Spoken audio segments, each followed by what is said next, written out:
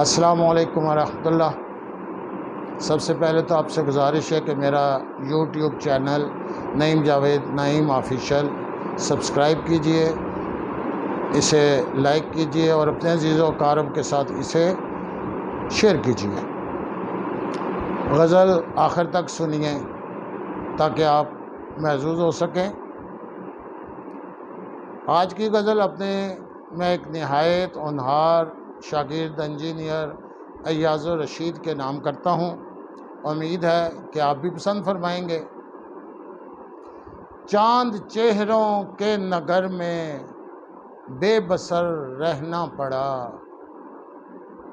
چاند چہروں کے نگر میں بے بصر رہنا پڑا، جان کر ہر ایک خبر سے بے خبر رہنا پڑا۔ بے وفاؤں سے نبھائی دوستی کچھ اس طرح، بے وفاؤں سے نبھائی دوستی کچھ اس طرح، عمر بھر پھر مجھ کو بھی نامعتبر رہنا پڑا۔ اور تو کوئی بھی دکھ مجھ کو دسمبر کا نہیں، اور تو کوئی بھی دکھ مجھ کو دسمبر کا نہیں، ہجرتوں کے موسموں میں اپنے گھر رہنا پڑا۔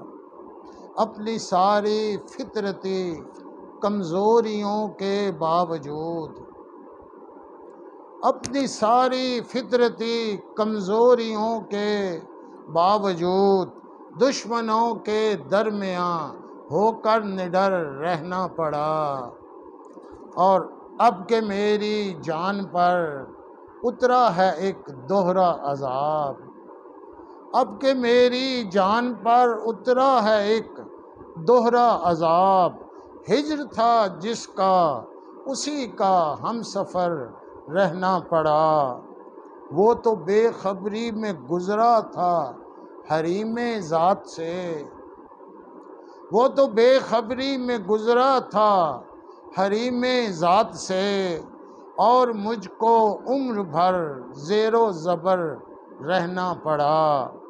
کچھ تو ہوں گی اس کی بھی مجبوریاں جس کو نعیم، کچھ تو ہوں گی اس کی بھی مجبوریاں جس کو نعیم، پھولنے پھلنے کی رت میں بے ثمر رہنا پڑا، جان کر ہر ایک خبر سے بے خبر رہنا پڑا۔ بہت بہت شکریہ آپ کا۔